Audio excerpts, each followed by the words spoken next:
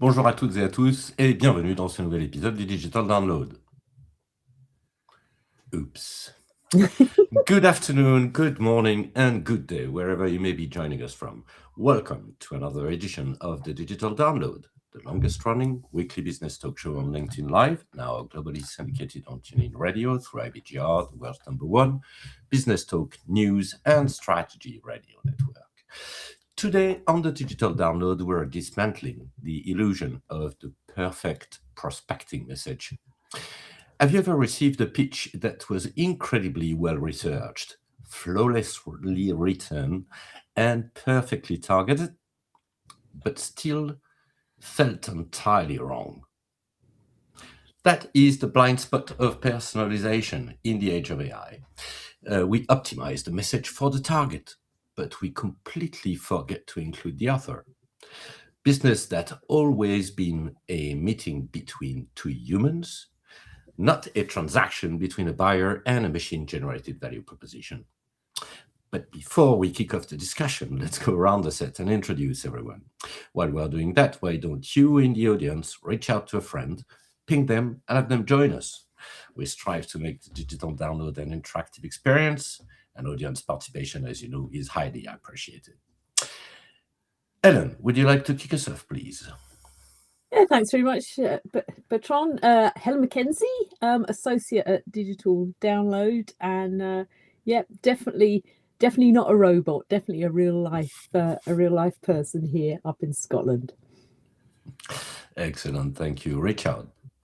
Richard Jones, curate, a proud DLA Ignite partner and proud Arsenal fan. We've had a very good 10 days. Hoping the next few might be good too. So yeah, I'm in fine fettle at the moment, although that could change. You're a gooner, aren't you, Richard? I am indeed. They won't let it lie, will they? No, they've called us the Insufferables. Absolutely. That's the polite version for it. All right, excellent. Looking forward to the game, by the way. Tim. Yes, thank you. My name is Tim Hughes.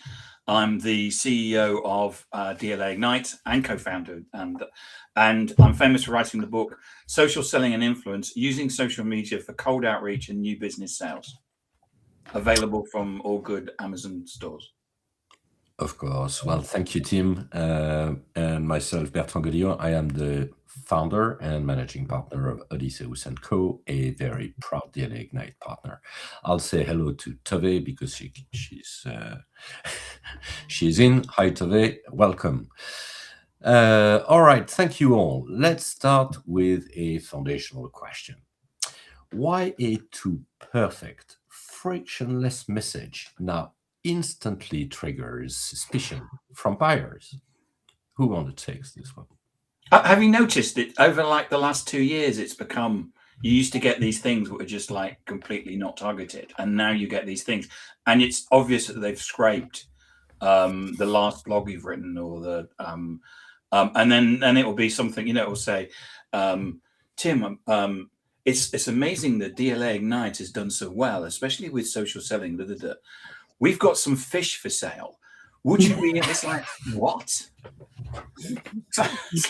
And it'll be like, what? I don't get this. Explain to me how this works. That's a phishing email, surely. It is, exactly. There we go. We got it. It's a phishing email. Yeah. Got that. Excellent. Oh dear. I mean, it's interesting. One of the things that I've found, not by creating it by a machine, but creating it myself, because a lot of good practice, best practice in sales talks about personalization and how, having a look at something and saying something that makes you look as if you actually care about the person is going to make them respond. Actually, there's no data from my practice that happens. So I think you can tell, even if it's really, really personalized, you can tell that it's got a particular structure to it. It's got a particular way of talking. But what it doesn't do, I don't think, is give you any perspective on the person sending it. So, I don't know, that the way you would say something, or that that it's so perfect that actually a person, an authentic person, might not have sent it, or that you wouldn't. So for instance, if I was going to send Richard an email to sell him some aggregate, which I believe he's just had delivered. He's a big buyer of aggregate. Yeah. He is, yeah. And I knew he was an Arsenal supporter. Now, if the AIs, if I'm writing a very well scripted email on that, I probably wouldn't mention the team that I support, but because I am who I am, I probably would, mention that perhaps we've only lent them the trophy for a year, and actually the red ribbons will continue to be on it next year, and they'll be back on the perch, on the rightful owner. So I might do that, but the AI and the structured email wouldn't, because that would feel a bit confrontational, or not really what you should do, or not on brand message. But if you were, I mean, what you said, Helen, though, is right, because if you were friendly with the person, yeah, whether you support Arsenal or not, you would say something, because there would always be some level of banter. Mm-hmm, mm-hmm. And football is always something where there is, should I say community, or should I say tribal? It's and so, but if you don't know the person, you wouldn't say, hello mate, how's it going? Great to see, 22 years of hurt over, or something like that. Because the person doesn't know you. There's no relationship with any spam email. And something that we mentioned last week, which I'll just sprinkle on the top, which is the cliche, which is the fact that, it's always I'm pushing this back up to your inbox, or whatever the cliche is, because they've either read an article at Marketing Profs, or they've been on some course that says, if you use this title, and so there's so a lot of what you get also is sprinkled with cliches. I one of the things that a game of two halves. I'm as sick as a parrot. Yeah. Yeah. I mean, the thing that often gets me is when I get something that's recycling what I've already used. So my turn of phrase then gets embedded in my response, and I always think that I instantly kind of lose interest in reading the rest of the email, because I don't need you wrote it. Yeah, exactly. It's just telling me what I've already told them. And I think I think it's like all these things, the more you need a bit of human imperfection there. You need a natural turn of phrase, rather than something that's just come from a kind of a playbook of perfection. I think it gives the game away. It's like the long hyphens. As soon as you start seeing this stuff crop up, you instantly think, I know where you're coming from, and I've lost interest already. We've got a comment from Tove. So maybe Tim, you want to go through this? Yes. Someone sent me my business change sales a cold outreach email, how they can help me get more tire changing customers. Amazing. So I had a credit card used to buy some tires in Mexico this week. It was at 3:00 in the morning. Do you think that this ability to, the striving for perfection, because when you think about CRM systems, for instance, the ones that help you send emails, they've embedded AI into them now, which will tell you if your email is more likely to be opened. So it tells you, you really should end that with a question, Helen, because that email's not good enough to, if you were creating a template email, for instance, it would give you feedback. And do you think that given there's this, all pervasive email way of communicating with people, or not communicating with people, that actually the email as a way of creating a conversation with somebody who doesn't know you is dead? Because I think that something really interesting around that. I mean, I think LinkedIn is finding there's some difficulties on LinkedIn. I had somebody reply to a connection request from me today, who said it was the best connection request ever. Pardon? It It was the no, best- it wasn't that one the best connection request ever. But he was like, it was just because you pinged up. So it wasn't about the message. It was about my timing. That actually the other 176 connection requests he hadn't connected with, and it was my timing. But I think it was a little bit more than that. I do think that the message helped me, because I think if my message had been that boilerplate message that a lot of people use on LinkedIn to connect with people, then I don't think it'd have done it. But I do wonder about email. I think there's a lot of reasons why the status quo, there's a stake in keeping the status quo going. You know, there's a lot of companies that, you know, that's what they do. Billions are There's a lot of spent CRM every year systems. on Yeah. you know, what title you should have on your email and stuff like that. So there's a whole vested interest in keeping, believing that the email somehow works. Yeah. And there's not a huge amount of data to say that it does. That's the other The thing. only data I can find is when they do, when there is a report that comes out that says that we talk to 1,000 people who use email marketing. They're the only ones that, and they're the only ones that ever get quoted. It's like, and of course, you know, 60% of people who use email marketing think that email marketing is good. So, but have you noticed there's been a change there's been a change in spam structure, because it always used to be scrape something about you, pitch. And now, basically, they've cut it right down. I think there's been a realization that with the advent of AI, there's just got 10 or 100 times more spam. It's now, do you have this problem? I've got a document. Shall I send it over? And it's just like 3 lines, and I get that a lot now. Yeah. So that there's been that change, and that's happened over the last. Certainly this year. Maybe I got the back end of last year. And that's, that could be because that's all about this idea, this notion that if you're that interested that you're gonna go and give your email and download a document, that there's some buying intent. Back to last week's. Well, yeah, but I mean, because you're not, because what you normally get is. Here is an introduction, which is supposed to be about you. You then have the pitch, and then you have, these are all the customers that you've never heard of that basically use it. And then, some call to action.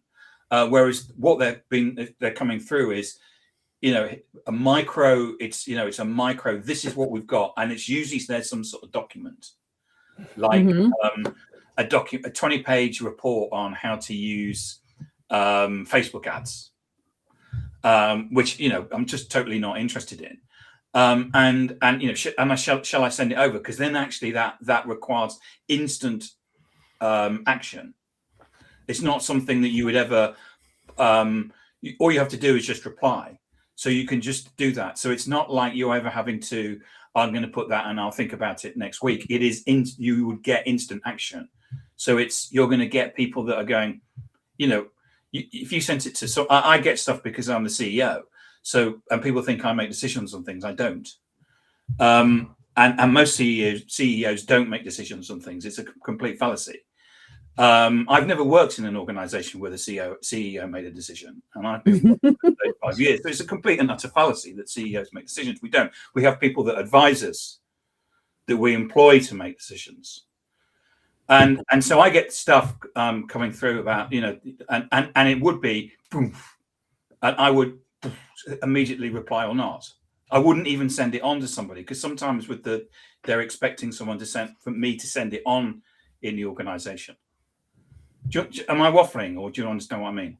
Yeah. You're looking at me and I'm thinking, oh my God, am I just like talking to myself? I've seen it more on LinkedIn though, where you say if you want the report, it's very much like that. Very much like that. In the comment, or I've got Helen in the comment. I set up a company and I get 1 million a week of leads through LinkedIn. Do you want a copy of the document? And just yes or no in the comments. Yeah, it's very much like that. The email. Yeah, I think I'm still getting the ones for cleaning companies in in Florida, because the company I used to work with, the base of the company was Florida. Okay, So right. you know, we'd love to come and clean your house. I was like, yeah, do you have a boat? You need to come over the but Atlantic to clean exactly. my Quite a house. long commute to yours, isn't it? Yeah, Exactly. I think this is just adding a level of complexity and therefore potential failure, because the number one level is, am I talking to the right target? So that is supposed to be, you know, something that you've defined very precisely. That's your ideal customer profile. That may be someone or a group of customers that you have identified in your CRM because they have had some strange behaviors, or at least, you know, unusual behaviors. And then so that is number one. You know, are you talking to the right target?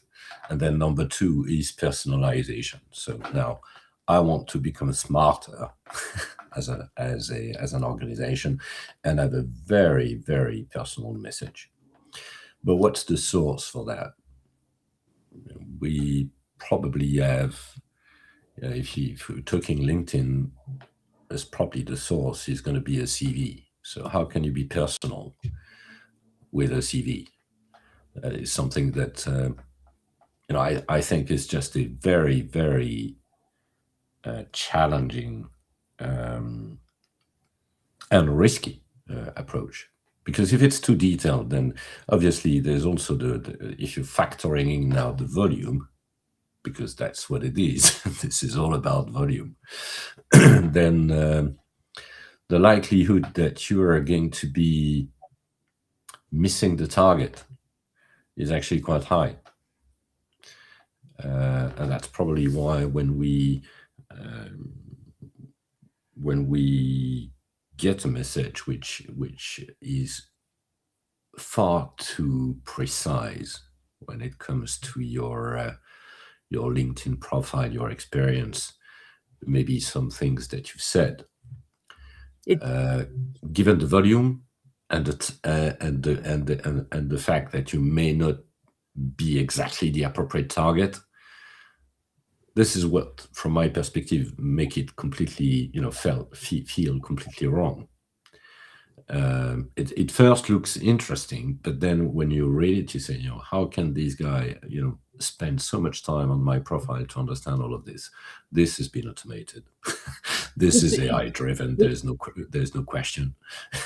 It's a classic case of trying too hard. You know, if you try and get the message absolutely nailed on, anything that kind of sort of is not correct then suddenly starts to sort of jump right out. You know, I think you've got to go in with a message that is more plausible rather than too idealistic.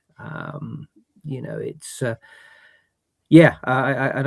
think it reeks of, you know, because people just don't go to that. You know, they don't go to that level of research to come up with something. So you instantly know that they've actually done probably less than they otherwise would do because they're using AI. Is there something human where actually we don't like things that are perfect? And I'm trying to think of an inclusive example, because I immediately, as a man, I would start talking about cars. And I know that I need to be inclusive. So I'm trying to think of something in like a fashion. Let's take a fashion show. So you know, or you watch the Oscars or something like that, and you see the people arriving in effect, the most beautiful people in the world, wearing, and then they've got their trousers and it's like and their trousers like are up here or something like that, because that's the you know, and they're wearing Armani and you think, and we all look at it and go, that's just stupid. But of course, actually, it's perfect because it's Armani and it's the Oscars, and we want, and they're looking their best. So don't we sometimes think, actually, we don't like, as humans, we don't like perfection. yeah. Certain things which are not perfect are actually beautiful, are more beautiful than perfection. I think, you know, like the BMW 6 Series. Yeah, I was yes, BMWs for middle-aged men, apparently, according to our Absolutely. house. There you go, my comment. But I was reading something yesterday about folklore, the folklore that we tell ourselves in, as buyers, as sellers. And I wonder whether part of the folklore that we tell ourselves as sellers is that the perfection, the perfect email, the perfect script when you're doing a cold call, the perfect, sequence, the perfect way to run a discovery call, etc., etc., is what we're striving for. Because if we get that right, and back to the I can get you, £1 million worth of sales if you download my booklet type thing. So that's where we're striving for perfection, I think, I think that's part of this sales folklore. And it was really interesting, the piece I was reading yesterday, the thing from Kerry Cunningham, because he was talking about that. It was talking about that in the context of business and buyers and things like that. But I think this is something that we tell ourselves in sales, that if we achieve perfection, if we achieve that perfect headline, and the CRM's AI is going to tell us if it's not perfect, then the person will open it and they'll read it and they'll reply. And as you say, I don't think that human beings work on that basis. It's a little bit like, I don't know, in dating, if you have the right profile, or you say the right, when I go up to you in the bar and I say hello, networking, there's an app on, this thing that TikTok showed me just now about, don't go up to somebody at a networking thing and say this, because people are just going to walk away. There's a perfect way of starting a conversation at a conference, sort of thing. So it's interesting, this strive for perfection, and that does come back to your Oscars, your Instagram, the way that everything is set up, that if we get the formula right in whatever, we're going to achieve success. And life's not like that, is it? No. If you think about comment from it's a really good comment there. Yeah. An excellent comment from Wolfram Hyde on oh yes, Matrix Part 2. The architect said they had to scrap earlier versions of an earlier Matrix because it was too perfect. And I'll tell you what, I am that sure that already today there are a few prompts that include misspelling in their instructions so that they look more and that's great. They look less perfect. Perfect is not authentic. And I think that's right. It's just worth saying, if people aren't following Kerry Cunningham, they should do, because he's running a really great series at the moment about sales and marketing myths, and how myths have actually become, in many cases for people, their operating system. And their whole of the way that they're doing things in sales and marketing is actually based on nothing. It is based on a complete myth. It's really worth checking out. If you think about it, the stereotypical sort of sharp, sort of sweet talking salesman is a kind of bit of a character of ridicule. The sort of the whole, kind of sort of slick back hair, and sort of everything about it just is too perfect, and is commonly ridiculed, isn't it? I think you want that level of you want somebody you can relate to, rather than this sort of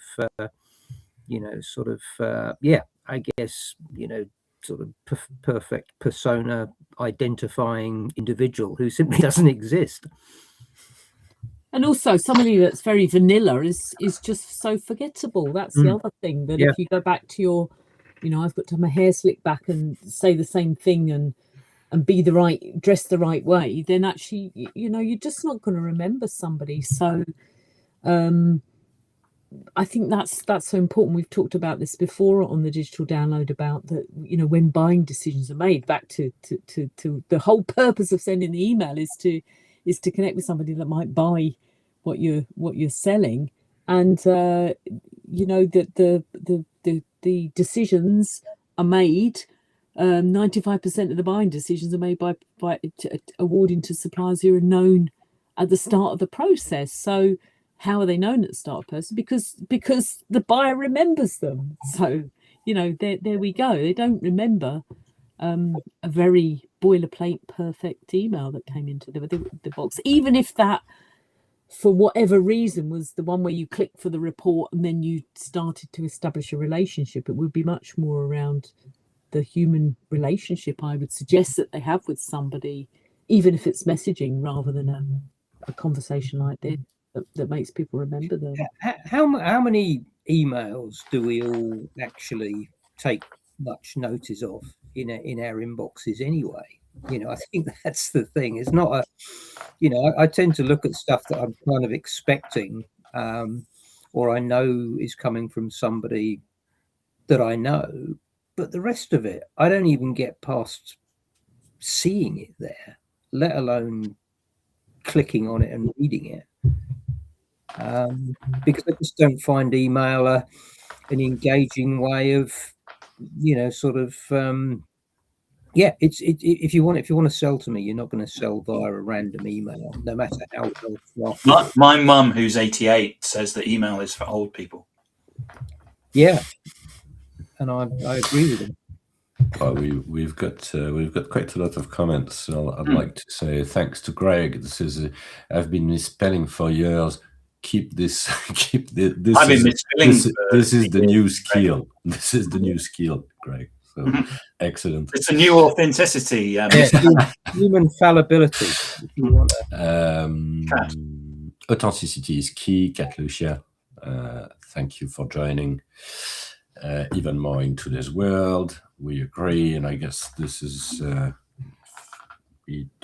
we don't have the always the origin of this, but anyway, perfection in human communication isn't stable.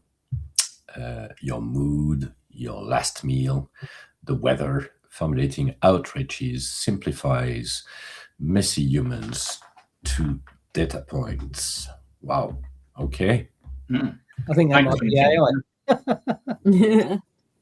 Now then. All right. And Greg says, isn't it all about the RE?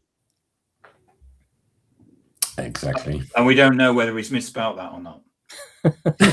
Thanks. Right, I'm putting it there. Oh dear.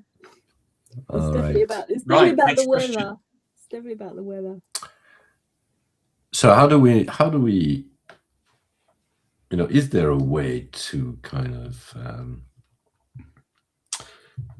get to the point where so what are the keys to authenticity, basically, and can you do authenticity at scale? Because that is the the kind of the fantasy, or what most people are looking for.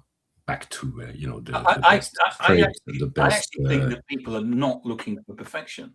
I'm with Helen that I think we're not looking for perfection, but I think the human condition. I think when we sit down at our desks, what we then do is then look for perfection, don't we? Yeah. Yeah. And I mean, I had a call with somebody this week that was in sales, and he was talking to me about, I'm just trying to find the stats actually, about the sales calls that he had, and that he'd made so many phone calls, and here we go, 60 phone calls and nothing.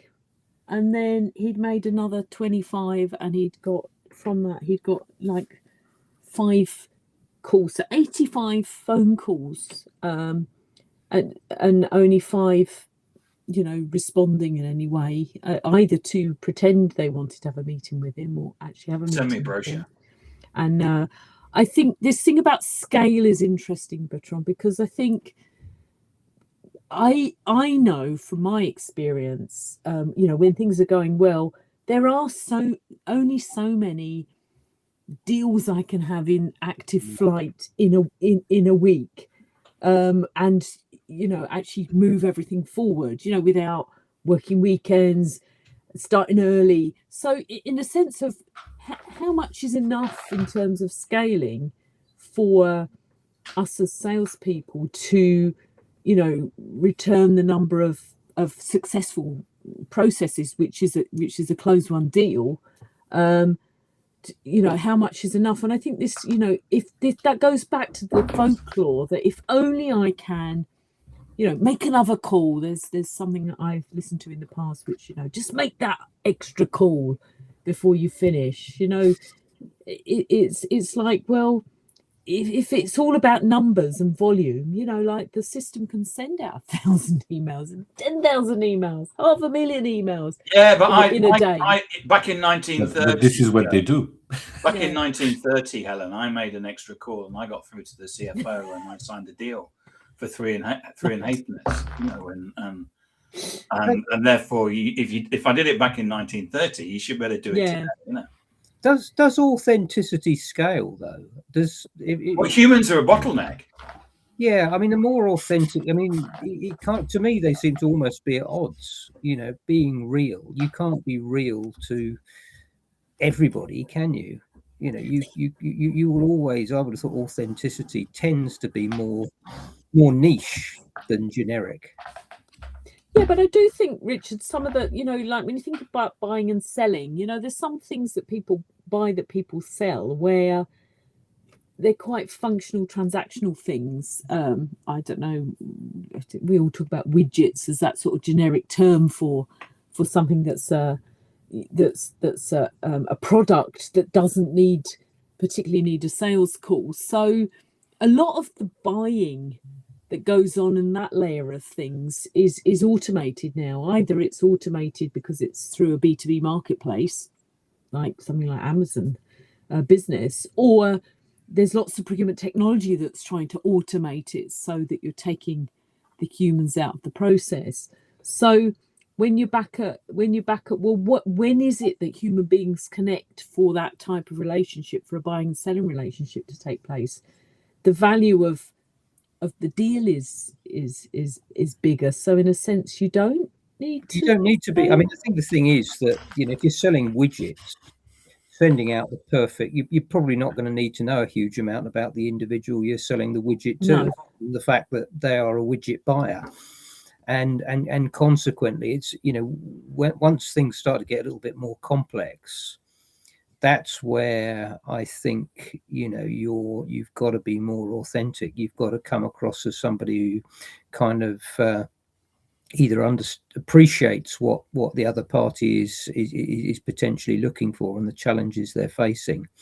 But that generally is only going to come through via sort of conversations and getting to know people. And that's why I think trying to perfect that kind of email to pique their interest is, I think that's you're not going to be authentic and you won't get the chance to have the conversation. So and I think the idea about ICP is quite interesting, because I think that again there's this thought that we've got to be if we're authentic we might push some people away, that actually me making a veiled comment about Arsenal might push away Arsenal supporters, because they might look at me and say, "Oh, she's not, she's not wanting us to win." There's nothing That's a given. So I'm not gonna, I'm not gonna do anything. See, my ideal customer would always support Arsenal, Well, but realistically, not everybody would see that as 1-0. Yeah, but I think that there's something about if I say that, I might, this fear that I mustn't push anyone away, because I need everybody to like me. I need everybody to, back to this, I need to be so vanilla that I'm not going to push anyone away. Beige. But actually, isn't it beige, not vanilla? Beige, yes, beige vanilla, yes, yeah, beige. But I do think that leads into that thing about ICP, and actually, the more we can pull people towards us because we're different, because we fit them, because we, the type of company that we are fits them, as buyers and suppliers that are the best fit for buyers, for me being a former buyer, are actually the better ones than ones that were the cheapest or ones that were this, because at the end of the day, in the middle of the process where we've got the contract in place and we need 100 more of those, or the ferry's not going and we need it to get across quickly, and how can we make that happen, or we all need to work together because this has happened, that's the human relationships come in there. So I think there's something around when you you feel you can't be authentic because surely that's going to push somebody away. And somebody actually said it to me today, again on a connection request, was because of the structure of how how I sort of approach people, and have a look at their profile, and I think they look quite interesting. And some say, "Oh, I don't think I'm going to be as interesting as you think you are." But actually, what they did was, at first value, doesn't appear interesting, but it's certainly something I've done in the past where I was like, "Oh no, that's interesting." But people think, "Oh, I'm not very interesting. I'm quite boring, and I need to. I'm not going to be wacky. I'm not going to be Tim with all these photographs going in the selfies. I'm just a boring person." But actually, human beings are the whole sort of gambit of them is interesting. And again, I don't know. I mean, can you scale being authentic? I just think Can you scale Gage? It's a lot more difficult to be like that, I think. Or scale vanilla? I think it's a lot more difficult to be bland, because at some point the mask slips or the colour slips, or you wear green by mistake, and actually the mask slips, and then you're not vanilla, and then you're not talking in the corporate way. You might have you might be doing a video in the rain, and that's not good for the corporate image. That's I don't know. I think it's a lot harder to be inauthentic than it is to be authentic, in my view. What do you think? Yeah, absolutely. Yeah. But I think there's a great comment here on by Paul. Thank you, Paul, saying it's probably the difference between transactional and complex sales, and I think it's very well also put here by Greg, saying it's and I guess when you get into complex sales, you want attraction and not projection, which is slightly different. Now, I don't have the experience of transactional, but I guess that the whole idea of volume comes from there. It's probably not necessarily the best thing to do either, but maybe because of the amount of transactions, it's probably still suitable. When it comes to complex sales, it sounds slightly different. And then we do have, of course, comments about 5% of total addressable market is in the buying window at any point in time. Thank you, Tove, for reminding us this. And Greg was also saying, 10 dials, 10 contacts, 1 appointment, the industry average. You see, that person that you spoke to, Helen, if they'd only made one more call, they would have tipped them over. Yeah. Because you said they've only done 90 calls, so you had to do 100. Yeah. It's the maths. Oh, I don't know. I mean, I think there is. I just think if it was that easy, we'd all be doing it. Like if it was easy. I that's my view on it. I mean, I love a good process. I love to think that if I just do that, but I've done it. I've sent the emails. I've tried the cold calling. I've done it, and the most successful thing I've done is establish connections with human beings through LinkedIn, and that's led to me having conversations. And it feels counterintuitive because it isn't.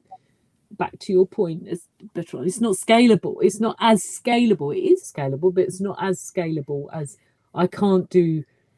I can only reach out and connect with a finite number of people a week because LinkedIn won't let me connect with more than that. But on the other hand, I think it is quality, not quantity. But that just feels so risky for somebody who's under pressure to make their quota, or is needs to have so many metrics to report back to their sales manager, or open rates if you're marketing, that you're needing to get these MQLs into the, you've got to find them and use them and sort of bring them through the sales funnel. It's sort of driving people in the wrong direction, isn't it? Some of the KPIs that are kicking about.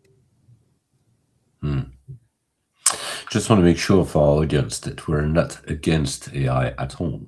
but we're trying to understand Oh. is what's the right, We're what is the right balance. So, and I think that's important, Bertrand. I think it's important to debate it, because clearly it's gone too far.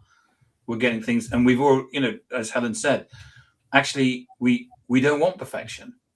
No. And then somebody commented on one of your posts this week, Tim, I saw, suggesting that you'd written that AI had written your post. Had they? Yes. Probably right then. Well, discuss. Is there a role for getting AI to help us create things? I mean, I certainly think there is. I certainly think being able to say, look, I want to say something like this and blah de blah, and the AI knowing how I say things and then creating something in my voice is, for me, who's not a professional writer, is a great way to get me going on creating something than it is for me to sit there going, how will I phrase this? And 20 minutes later, I'm still going, Whereas, I certainly think it's a good way to do things. But what do you think? Is it obvious? Because again, I was listening to a podcast before lunch where they were getting quite grumpy about people using AI to comment on posts, even. And there is people doing that. Yeah. I think that does do it for me a bit, because I can't see the point of commenting unless it's coming from you. Otherwise, it's going. It just seems to be. It's just a question of scale again. Yeah, exactly. Richard, So I'm just going to comment on everybody's post, but I'll get somebody. Yeah, I'm actually kind of sort of thinking about whether I can actually handcraft something that looks like AI. But you need to circle back. Richard, it's kind of almost. I'm going to take something I would normally write and circle back on it. I'm going to see if I can become more authentic as an AI bot. I mean, I do think it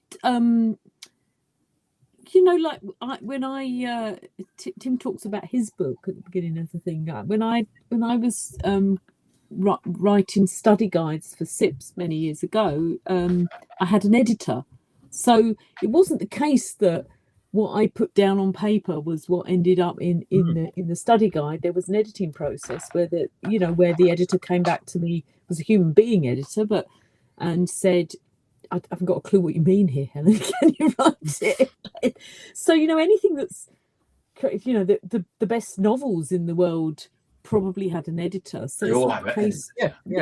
So I think there's something, even if AI writes something for you, you need to become the editor in a sense, because you need to say, well, would I really say that? Would I? I would never say circling back, because I just wouldn't. There's no wagons where we live, and the tractor can't circle back very quickly with the trailer on the end. So I don't know. I think there's something around that's about people just feeling they've got to bang things out. But also, I think when people are instructed to comment on anything, so I don't know, let's say DLA Ignite did a post. I don't think it does, but if it did, it does. And I, was prospecting DLA Ignite, and I wanted to get them to notice me because I wanted to have a conversation, I might comment on DLA Ignite's post, and then I wouldn't know what to say, because it would be this awful company post probably that you haven't got a clue who's written it. So how on earth do you engage with it other than to say, that's really interesting, or I totally agree. Whereas if somebody's written something about, even if it's the DLA Ignite Christmas party and there's a picture and they say, you look like you're having fun, you would say that, wouldn't you? You would say that. Yeah, that would be AI. We'd have to put AI to put the fun into it. Yeah. DLA Ignite Christmas party. But I mean, I think exactly. people are being tasked with commenting on, I mean, it's not brochureware, but it's LinkedIn brochureware, isn't it? It's sort of boilerplate stuff that's put out there because we feel we need to put something out there, or we're just talking about product or what we do. And how on earth do I comment on that, because you're just talking about the functionality of your technology or your thing. I don't know. I'm hogging the Your stage here. editor, I think Mhm. your editor example was absolutely cracking it in. Yeah, it's a great example. Ellen, that's because, two really good examples on today. Because I think that we're always looking for shortcuts, and that obviously also applies when we talk about leveraging AI to do anything that we want to do faster, we want to do easily, etc. But if there is in a, let's say, in a human manufacturing chain, let's take addition. If there is a writer and an editor, then there is no reason why you shouldn't have two agents looking at two different things. So one of them is writing, the other one is fulfilling the editor role, and I'm dead sure that the quality would increase. I'm not saying it would become outstanding, but it would probably increase significantly, assuming that obviously the editor knows who you are, how you write, the things that you've got in your mind, the topics you want to talk about, and your audience, of course. I think the thing is with the editor, they're kind of paring it down a little bit, aren't they? They're trying to make it more concise, trying to get it to relay what you're trying to say. Mm-hmm. So from that perspective, it's really valuable. But you've still got to start. You've still got to kind of be at the heart of what you're trying to say. I think it's if you're trying to get AI to create something from scratch, that's when you start to lose the authenticity. Mm-hmm. Because it doesn't know how you speak, does it? No, there's no turn of phrase in there. There's nothing in there that is anything other than AI. And I think, it's amazing. I remember in the early days of AI, I used to sort of put something in there, see what it would come up with. And it was such a kind of contrast to what I was trying to say. I'd then have to sort of try and unpick it to get back to where I was, So and I know things have moved on some way, but I still think that, you have to be at the heart of what's being said. And I think that will still come through if you're smart. There's a quite interesting comment from Alistair Dickinson. Do you want to take it, Tim? Yes. Alistair says, it is really easy to become authentic with AI, but it takes real effort to train it as your language, your style, etc. But as I say, it takes effort. Yeah. I quite often put stuff in there and say, can you use my turn of phrase? And it's amazing how it then starts to use, the odd sort of turn of phrase that I would use. And it does, I feel more comfy with that. And I think, one of the things I found with AI, and I don't know, which is a bit frustrating, is it forgets. So it depends on what tool you're using. But it depends what tool you're using and what environment you're asking it in. But what I found frustrating is it would forget. So, for instance, I would tell it that I would never, back to my circle back, I'm picking on circle back, but I would never say circle back. And I would tell it, please don't use circle back, because that's not something I was saying. It would remember for a bit, and then perhaps the day later we'd be circling back again. So I think one of probably the frustrations for people using some of the more generic tools, I don't know if you were using Gemini or if you were using Copilot, I don't know a huge amount about those and how bespoke they become, but having something that actually remembered how I spoke, because I spoke to it every day, I worked with it every day.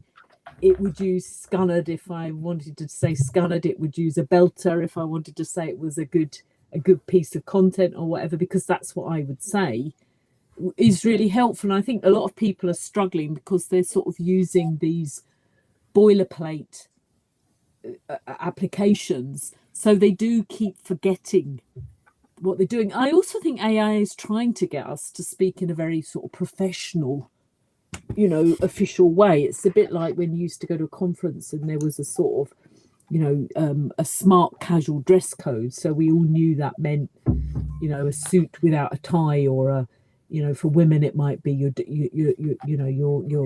smart, your skirt suit perhaps, and so it's trying to get us all to have corporate work speak as well. I think there's something around that AI thinks that's the right way to communicate in a business context, which again isn't necessarily the case now. It's great contribution from Greg on that, by the way.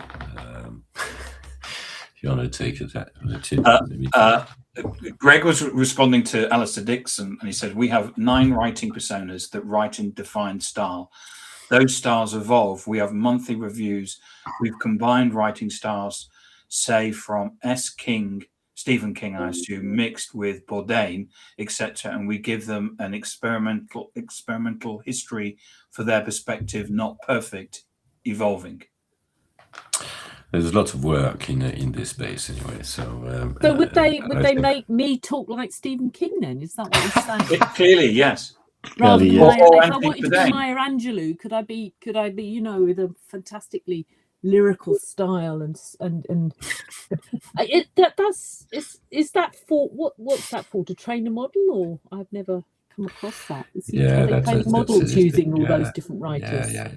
It's kind of grounding your AIs to in training them, but that is probably more on the B2B side of the AI market. Mm-hmm. Okay, so the question I had was, with all of that, aren't we spending, more time getting people to write and interact the way we are doing this than actually it would take us to do it? Yes. So trying to educate AI all the time we're doing that, we could be actually doing it ourselves. And I think there is an element of that. Yeah, but not everybody's the only thing I would say is not everybody's a creator. So, back to if the way that I'm going to start conversations with people is by engaging with them on LinkedIn primarily, not everybody is. I mean, I would suggest that the 4 of us aren't a